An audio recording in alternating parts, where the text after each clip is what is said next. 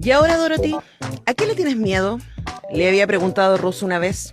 Ella le había contestado que lo que más le daba miedo era equivocarse, tomar malas decisiones que torcieran su destino. No quería ser una de esas personas que al final de su vida se arrepentían por lo dicho, por lo hecho, por lo no hecho, por lo que se había quedado sin decir.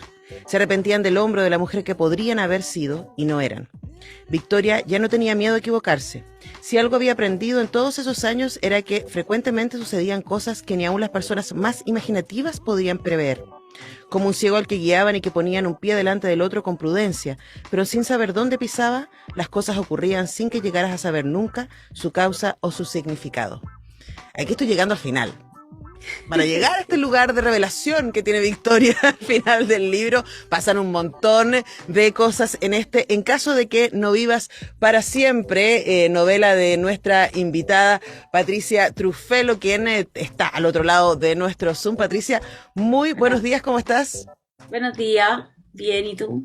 Estoy muy bien, gracias. Me gustan los días lluviosos, así que eso me pone muy feliz. Y también conversar contigo respecto a esta novela que yo trataba un poco de definir al principio, porque es una novela juvenil, pero no, porque sí, pero no, porque la novela está como contada a dos niveles, ¿no? Uno pensaría los protagonistas tienen en una parte de la novela 17 años, más o menos están en cuarto medio, y luego los protagonistas están, y esa es la voz que narra, la de Victoria, que está llegando a sus 30, ¿no? Y que han pasado un montón de cosas entre la que era y la que es, y esas cosas que pasaron y que ella recién está empezando a entender, son las que de alguna manera van guiando sus procesos. Cuéntanos por qué escogiste esos momentos de la vida para centrar esta, que además es tu debut en la novela para adultos después de haber escrito varias novelas juveniles. Hola, mira, ¿sabes qué? La editorial la calificó como New Adult, lo que para mí Ah, es una novedad. es como Pero yo adulto siempre joven. la miré, claro, la miré como una novela adulta nomás. Y la idea de plantearme, primero que ellos estuvieran en cuarto medio, que la novela va para atrás, va para adelante, y en el fondo va explicando las cosas que pasaron en el pasado, y el fondo va contando cómo influyen en el presente.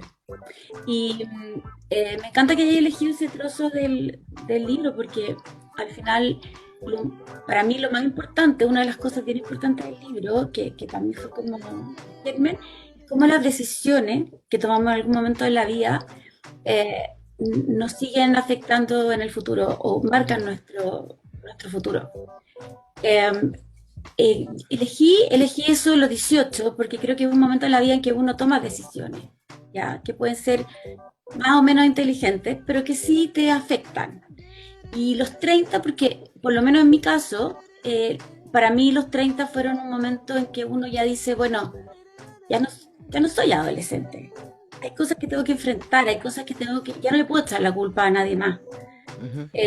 ni a los papás, ni a la vida. Hay cosas que tengo que enfrentar como la enfrenta Victoria y al final aprende lo que tú leías, que en el fondo no importa equivocarse, lo importante es qué haces al respecto, Ujú. cómo dejas que tu vida cambie para bien o para mal. Ahora, hay que decir que Victoria tiene su largo proceso. Son más de Sí, 300 páginas que se demora en llegar a esa conclusión, que también tiene que ver con los relatos que uno se cuenta, ¿no? Y no voy a hacer el spoiler porque el otro trozo que yo pensaba leer, Patricia, es cuando es el inicio del libro, y que se los vamos a contar porque es el inicio del libro, así que no estoy haciendo spoiler, es cuando estos sí, dos amigos adolescentes llegan a la casa de su tercer amigo adolescente, que son como una triada, ellos andan para todos lados juntos, ahí la tensión entre los tres es la que moviliza el libro, y llegan a la casa de este amigo a buscarlo, y realmente tú describes un poco cómo ellos dos, aunque son muy cercanos, estos dos amigos, que más adelante vamos a enterarnos que son matrimonio, eh, no son completos si no está esta tercera pata, este tercer amigo que es ruso, ¿no? Y cuando llegan a la casa de Russo se dan cuenta que Russo se mató. Y así, ese es el detonante de la novela. Y sí, es el fantasma que va guiando sobre todo a Victoria, que es la protagonista, respecto a su pasado, a su presente, y cómo eso define la persona que ella es hoy día. También vamos a ver cómo eso va a definir a su pareja, que era su amigo en ese claro. momento, etcétera. Pero también hay una cosa que a la que quiero volver, y por eso contaba, para que nuestros auditores y auditoras sepan de qué estamos hablando. Eh, también cómo nosotros nos construimos relatos a partir de la información que tenemos, porque hay cosas que Victoria cree que sabe pero no sabe, y que son No como sabe. revelatoras al final de la novela, ¿no? Sí, Entonces también preguntarte por esa manera de estructurar la novela, armando este pasado y presente, pero a partir de un personaje que no lo sabe todo. como todo el mundo, pues uno no lo sabe todo. Sí, sí, yo creo que es súper importante eso, como ella va descubriendo con quién está casada, va descubriendo cosas del pasado también. Eh, Porque al final, eh, cuando tú eres chico muchas veces o a los 18, efectivamente hay cosas que no sabes, ¿ya? Pero también hay cosas que no sabes del otro. Yo creo que nadie es completamente transparente ni honesto.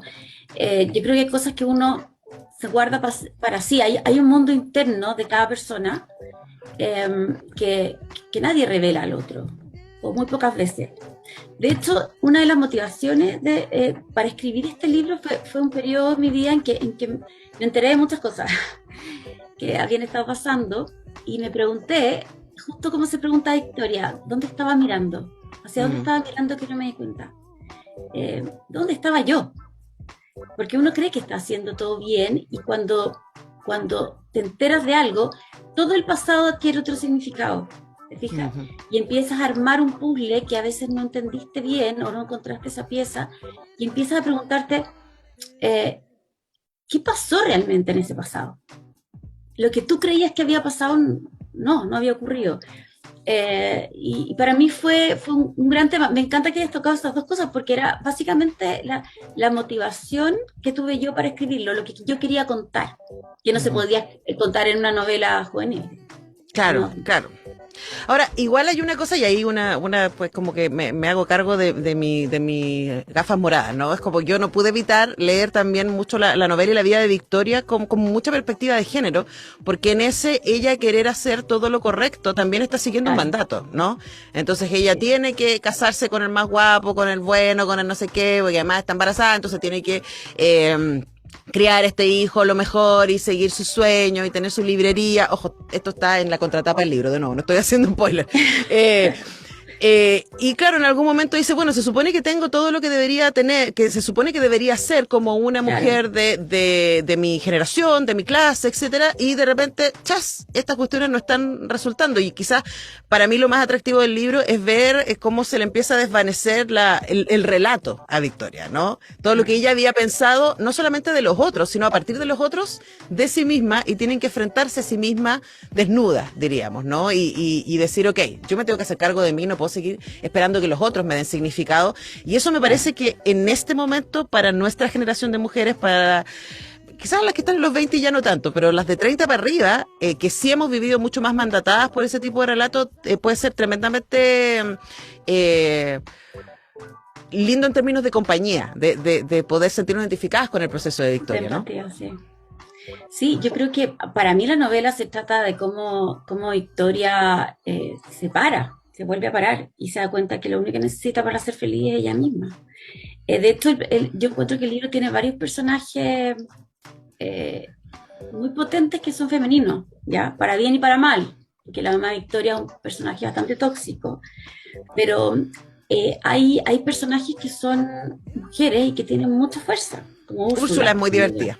Úrsula, Sí, Úrsula es su amiga y es su partner ahí en la librería, es como su empleada, pero realmente es la persona, además como, no sé si lo fuiste consciente de ese, Patricia, pero es como el clásico personaje de comedia romántica, es como la Rosie O'Donnell en Sleepless in Seattle, ¿cachai? O sea, es como esos personajes que es como la sí, amiga que le dice pesadeces, pero que al mismo tiempo claro. todo el mundo, es la amiga, date cuenta, es la que está ahí todo el rato, ¿no?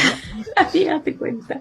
Sí, pues yo encuentro que hay que tener una amiga así en la vida, que te diga las cosas como son y no que no te estén edulcorando toda la realidad. Porque uno, o sea, a ver, las mujeres son maestras en el grupín, ¿no? En Como, mira, contarnos cuentos. no me ha llamado, te fijas, y eso también tiene que ver con ese mandato de que las mujeres estamos todo el tiempo pensando que los hombres son tan extraños, fíjate, está súper enamorado de mí, pero no me llama. Pero claro, le tiene que haber pasado algo. Pero esa como justificación. Para mí, también, volviendo a lo que tú decías de empoderar a las mujeres, tiene que ver con que Victoria, por su realidad, vivió cosas mucho antes que lo que podría vivir a lo mejor una mujer de 30 años, sobre todo en la Ujú. actualidad. Ella dice, mis amigas no, algunas no tienen ni pololo, no se han casado, menos tener un hijo. Y ella vive de alguna manera aceleradamente ese proceso. Y para mí, personalmente, y también en el libro, que no lo pensé así, pero aparece, lo más importante es aprender a vivir aprender a vivir con uno mismo, con tus defectos y tus virtudes, y que eso baste para que tú seas feliz. Uh-huh. Y ahora, pensando en ese tipo de reflexión que tú quieres, y como tú dices, tú pensaste esta novela como una novela para adultos, ¿no? ¿Cómo fue para ti ese cambio de registro? Pensando que tú ya eres autora, y aquí los voy a nombrar, por si los quieren buscar, de La Tierra Hundida, La Voz de la Cigarra, Colombiana y El Pez Azul y El Color de el Invierno, que son libros considerados juveniles, ¿no? Para ti, ¿cómo fue el desafío de decir ya, pero ahora quiero hablar de otras cosas para otro público? Sí, pues fue eso, fue que tenía la necesidad de hablar de ciertos temas que no cabían en la literatura juvenil. Ahora, yo soy de la idea que uno puede hablar de todo en la literatura juvenil, Uh-huh. de muerte, de diversidad sexual, de relación, puedes hablar de todo. El tema es que tienes que hacerlo en un lenguaje distinto, ¿ya? Y a mí una cosa que me estaba como de alguna manera encajonando era la idea de que, las reflexiones que puedo hacer, sí, pero no las puede hacer una niñita de 14 años, sería demasiado adelantada.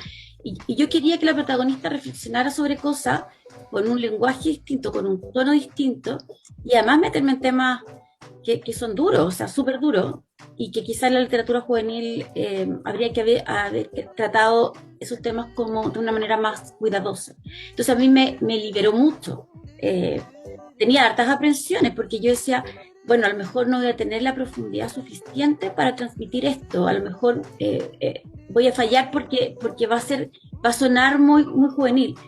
Pero al final la novela te va dictando como su propio ritmo y uno empieza a entender que para mí al menos fue muy liberador la literatura adulta, porque puede expresar todo sin necesidad de estar pensando cómo lo hago para que no suene tan duro, cómo lo hago para que el personaje realmente sea creíble como habla, como piensa.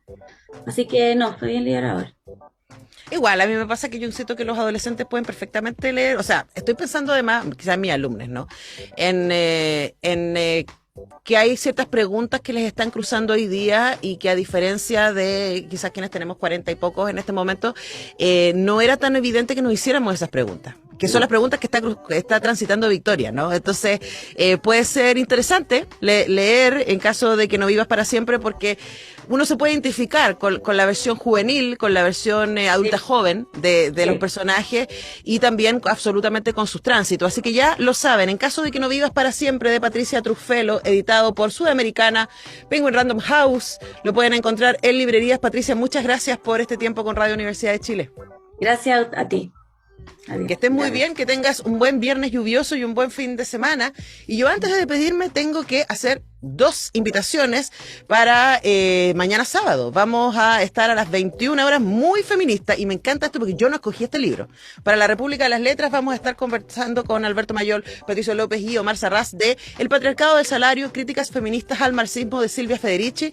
Además, un libro que nos viene estupendo para hablar en este momento respecto a la política de cuidados y a el tremendo trabajo que hacen cuidadoras en todo el mundo y cuánto eso significa, un aporte a la economía y etcétera. Así que está muy interesante, va a estar buena la discusión con mis compañeritos en la República de las Letras mañana a las 21. Y a las 20 tenemos Cuestión de Gustos, y vamos a estar conversando con la subsecretaria de Artes y Culturas, la actriz y gestora cultural Andrea Gutiérrez. Así que se viene muy entretenida esa conversación, no se pierdan el Cuestión de Gustos mañana. Y el lunes no voy a estar. Me está aquí la Tania así bailando. El lunes no voy, tú sí, pues, Tania. Yo no voy a estar porque el lunes es la ceremonia de entrega de la propuesta de nueva constitución, y por supuesto Radio Universidad de Chile va a tener una programación especial acompañándoles en esa información. Y nosotras el semáforo, la Cami, la Tania y yo volvemos el lunes. Manuel también, que Manuel está al otro lado de la pantalla, por eso no lo vemos. Pero yo, el martes, perdón. Ay, Gaya. Bueno, que tengan un buen fin de semana y que estén muy bien. Chao. Chao, Patricia. Chao.